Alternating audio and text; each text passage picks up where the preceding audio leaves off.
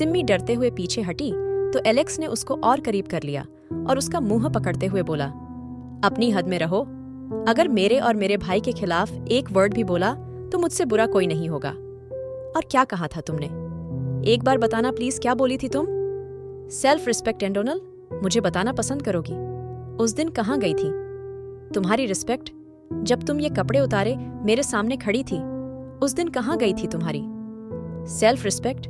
जब तुम मेरे साथ एक रात गुजारने को तैयार थी, शायद तुम्हारी भाषा में उसको कुछ और कहते होंगे। और रही बात तुम्हारी प्यारी बहन और दोस्त की, तो उसके लिए तुम्हें क्यों इतना बुरा लग रहा है? उससे तो तुम्हें बहुत ज्यादा नफरत थी ना, है ना? याद नहीं तुम्हें? सिम्मी की आंखों से आंसू बहने लगे थे। सिम्मी अपने कानों पे हाथ रख के बोली, प्लीज प्लीज मुझे जाने दो, मुझे तुमसे कोई बात नहीं करनी और मैं अपनी गलती की माफी मांगती हूँ। मैं कभी ऐसा नहीं करूंगी, लेकिन मेरा पीछा छोड़ दो। और मुझे तुमसे प्यार नहीं था, अट्रैक्शन था। अब तो तुम जा सकते हो ना?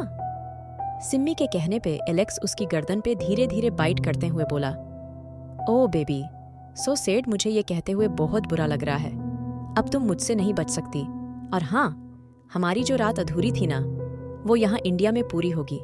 तैयार रहना, और मैं और तुम एक होके रहेंगे।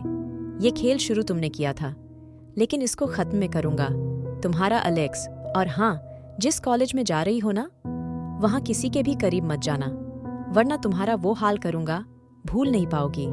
अलेक्स इतना कह के रूही के गालों पे हल्की सी किस करके गायब हो गया। वहीं दूसरी तरफ डेमन रूही को जाता हुआ देख रहा था। जब एक खूबसूरत सी लड़की उसके पास आई, उस लड़की ने शॉर्ट ड्रेस पहनी हुई थी और उस लड़की की गोरी टांगे डेमन को साफ नजर आ रही थी, लेकिन डेमन उसको देख ही कब रहा था। डेमन ने उस लड़की को घूरा तो वो लड़की अपने लंबे नाखूनों से डेमन की गर्दन पे निशान बनाते हुए बोली, तो हॉट बॉय, तुम कॉलेज मेरे साथ चलोगे? वो लड़की इस अदा से बोली थी। डेमन मुस्कुराने पे मजबूर हो गया था। डेमन को मुस्कुराता देख वो लड़की खुश होते हुए बोली, मतलब मेरा जादू चल चुका है। डेमन ने उस लड़की को खुद के करीब करा और उसको एकदम धक्का देके बोला, औकात में रहो। और दूसरी बात, अभी मेरा मूड ठीक है, इसलिए जिंदा बच के जा रही को, वरना अभी तक मेरे सामने खड़े रहने के लायक नहीं रहती। डेमन की आंखें नीली से लाल हो चुकी थीं। वो लड़की गुस्से से उठी, लेकिन डेमन की लाल आंखें देख के वापस पलट गई। डेमन जानता था अब उसको यहाँ भी यही सब झेलना पड़ेगा, क्योंकि डेमन जहाँ भी जाता था लड़कियां उसके पीछे पीछे डोलने लगती थीं। वहीं दूसरी तरफ निया अपना कॉलेज बैग लिए धीरे धीरे कदम बढ़ाती चलती जा रही थी, जब अचानक उसके पैर में जोर का पत्थर चुभा। आज निया ने फ्लेट जूते पहने थे, जिससे वो नुकीला पत्थर उसके पैर पे चुभ गया था। निया अपना पैर पकड़ते हुए बैठ गई। निया के पैर पे बहुत ज्यादा चोट लगी थी। अभी निया अपनी सोचों में गुम थी, जब अचानक से उसको अपने पास से किसी के दहाड़ने की आवाज आई। निया ने पलट के देखा तो एक खूंखार शेर उसकी तरफ आ रहा था। निया चिल्ला उठी, लेकिन अगले ही पल वो शेर उसके सामने था। निया को लगा था अब वो नहीं बचेगी। निया ने अपनी आंखें कस के बंद करी और जैसे ही वो शेर उस पे झपटा, अचानक ही एक दूसरे शेर ने उस पे हमला कर दिया। निया चिल्लाने लगी। वो दोनों शेर आपस में भिड़ रहे थे और थोड़ी देर बाद जो शेर निया पे झपटने वाला था, दूसरे शेर ने उसको भगा दिया था और अब वो शेर निया को घूर रहा था। थोड़ी देर बाद वो शेर निया को ऊपर से नीचे तक देख के चला गया था। उसके जाने के बाद निया ने सुकून की सांस ली, लेकिन तभी एक बहुत खूबसूरत लड़का उसके सामने चलता हुआ आया। निया हैरान रह गई। उस लड़के की आंखें पीली थीं और वो लड़का इतना सुंदर था, एक पल को तो निया पल के झपकाना ही भूल गई थी। वो लड़का निया के करीब आके बोला, तुम्हें चोट तो नहीं आई ना? निया को अपनी सोचों में गुम थी। अचानक होश में आई और धीरे से बोली, मुझे लगता है मेरे से ज्यादा चोट आपको आई है। आपने देखा, अभी यहाँ दो शेर लड़ रहे थे। लगता है वो दोनों पति पत्नी थे। तभी पति पत्नी से डर के भाग गया। उसके कहने पे उस लड़के ने बुरा सा मुंह बनाया और गुस्से से बोला, मैंने पूछा है तुम्हें चोट तो नहीं आई ना? उस लड़के की आंखों में गुस्सा था, जिसको निया महसूस कर पा रही थी। निया डरती आवाज में बोली, तुम कौन हो और तुम मुझ पे गुस्सा क्यों कर रहे हो? मेरी क्या गलती? उन शेरों ने मेरे ऊपर हमला किया, मतलब करने वाले थे। निया को डरते देख वो लड़का उसके पास आ गया और निया का पैर देख के बोला, तुम्हारी चोट से खून आ रहा है।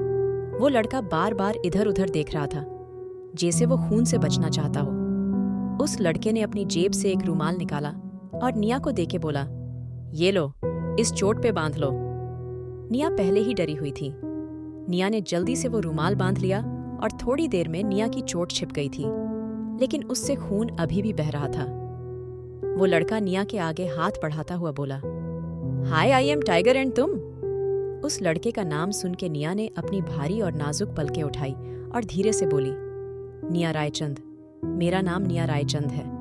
उस लड़के ने निया का नाम सुना तो उसके चेहरे पर मुस्कान आ गई। वो लड़का निया के चेहरे के आगे झुकते हुए बोला, वाह, तुम्हारा नाम भी तुम्हारी तरह खूबसूरत है।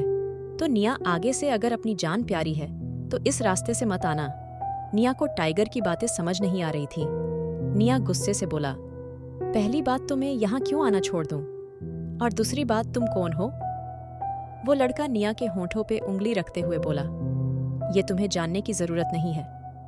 टाइगर ने निया को गोद में उठा लिया। निया, जो पहले से डरी हुई थी और डर गई, और वहीं दूसरी तरफ टाइगर को निया के खून की खुशबू परेशान कर रही थी, पर टाइगर खुद पे कंट्रोल कर रहा था। टाइगर ने निया की आंखें देखी और उसको घूरने लगा। टाइगर के घूरने से निया बेहोश हो गई और टाइगर ने उसके होंठों पे अपने होंठ रख दिए। क्या निया बच पाएगी टाइगर से? और क्या होगा अब रूही और डेमन की जिंदगी में? निया अभी भी बेहोश थी जब अचानक एक लंकी, जो कि बेहद खूबसूरत थी, टाइगर के पास आके बोली, तुम्हारी हिम्मत कैसे हुई इसको हाथ लगाने की? वो लंकी गुस्से से कांप रही थी। टाइगर ने निया को देखा और उस लंकी की आंखों में घूरता हुआ बोला, इसको कुछ भी कहने से पहले 100 बार सोचना। वो लंकी गुस्से से बोली, टाइगर, तुम इसके लिए इतना परेशान क्यों हो रहे हो? तुम अपनी कौम से हटके चल रहे हो? टाइगर ने निया को साइड में एक जगह लेटाया और पहले उस लंकी के सामने आके बोला, आज तुम्हें मैंने सिर्फ इसलिए माफ करा है क्योंकि ये तुम्हारी पहली गलती थी, पर आगे से इस लंकी के आसपास भी मत फटकना, क्योंकि ये मुझे पसंद आ गई। What the hell? तुम्हारा दिमाग ठीक है? मैं कब से तुम्हारे लिए तड़प रही हूँ और आज तुम मेरी इस तरीके से बेइज्जती कर रहे हो। टाइगर ने उस लंकी को घूरा और चिल्लाते हुए बोला, एरियाना, मैंने तुम्हें वार्न करा है और इसके आगे एक वर्ड मुझे नहीं सुनना। मुझे तुम पसंद नहीं हो और तुम ये जो हमेशा मेरे पीछे रहती हो, इससे मैं तुम्हारा नहीं हो जाऊंगा। और इस लंकी को नुकसान मत पहुंचाना, फिर से बता रहा हूं। टाइगर ने फिर से निया को गोद में उठाया और कॉलेज की तरफ बढ़ गया। वहीं दूसरी तरफ एरियाना की आंखें ग्रीन हो गई थीं। एरियाना एक व्हाइट लेपर्ड थी, जो को खूबसूरत होने के साथ साथ बेहद खतरनाक भी थी। निया को इस रास्ते से जाते देख एरियाना गुस्से से दहाड़ी और आंखें लाल करते हुए बोली, हिम्मत कैसे हुई? तुम्हारी टाइगर, मैं कब से तुम्हें पाने के जुनून में पागल हूं और आज तुमने एक इंसानी लंकी से मेरा मुकाबला करा। ये सोचते हुए एरियाना फ्लैशबैक में चली गई। फ्लैशबैक। एरियाना और टाइगर एक जगह बैठे थे। हमेशा की तरह एरियाना टाइगर पे डोरे डाल रही थी, लेकिन तभी दोनों को किसी के पैरों की सरसराहट सुनाई दी। एरियाना की नजर सामने गई तो एक नाजुक सी लंकी, जिसकी उम्र महज 23 साल थी, मुस्कुराती हुई आ रही थी। उस लंकी का रंग दूध की तरह सफेद था, ऊपर से उसकी घनी पलकें और गहरी आंखें। एरियाना मुस्कुराते हुए बोली, हो गया इंतजाम? एरियाना के कहने पे टाइगर ने उस डायरेक्शन में देखा तो उसकी नजर जैसे कहीं जम सी गई, लेकिन उससे पहले उस लंकी के खून ने उसको अट्रैक्ट कर लिया और उसकी नजर एरियाना पे गई, जो उसकी तरफ बढ़ रही थी। टाइगर ने एरियाना को जाता देख उसके पीछे छलांग लगा दी और एरियाना के हाथों निया को कोई भी नुकसान नहीं होने दिया। Flashback and. एरियाना अपना सर पकड़ते हुए बोली, मुझे मास्टर से बात करनी पड़ेगी और उस लंकी के पीछे लगना पड़ेगा। शिमला कॉलेज। सभी स्टूडेंट्स अपनी क्लास की तरफ बढ़ रहे थे, जिनमें Alex, Damon, Simmi, Ruhi, Tiger, Nia और एक मास्क में भी कोई आदमी था। उस आदमी की सिर्फ आंखें नजर आ रही थीं। तभी निया अपने साइड में टाइगर को घूरते हुए बोली, तुमने मुझे ब्लैकमेल करके अच्छा नहीं किया। जब निया को होश आया था तब निया टाइगर की गोद में थी और टाइगर निया को देख के गुस्से से बोला था, अगर तुमने मुझसे दूर जाने की कोशिश करी तो उस शेर का खाना तुम होगी। मैंने देखा था जब उसने तुम पे हमला किया। टाइगर बात बनाता हुआ बोला। निया बहुत ज्यादा खामोश थी और बहुत सीधी थी। इसलिए जल्द ही किसी की बातों में आ जाती थी। वहीं उस मास्क के पीछे रजत था, जिसकी नजर रूही पे थी। रजत को रूही के चक्कर में अपनी खुद की बहन भी नजर नहीं आ रही थी।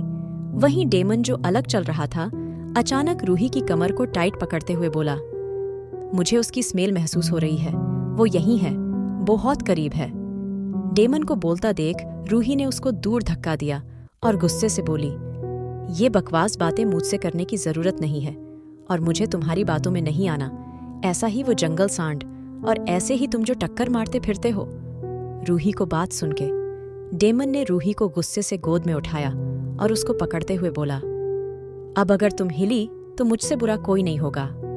रूही, जो अचानक डेमन के गोद में उठाने से शर्म से सर झुका गई थी, उससे दूर होते हुए बोली, डेमन मुझे नीचे उतारो, अभी तुम्हें दिखता नहीं सब हमें देख रहे हैं। मुझे फर्क नहीं पड़ता, कोई अंधा नहीं है। ऑब्वियसली सबकी आंखें हैं तो देखेंगे ही। डेमन ने रूही की एक भी नहीं सुनी और उसको गोद में उठा के वॉशरूम की तरफ चला गया।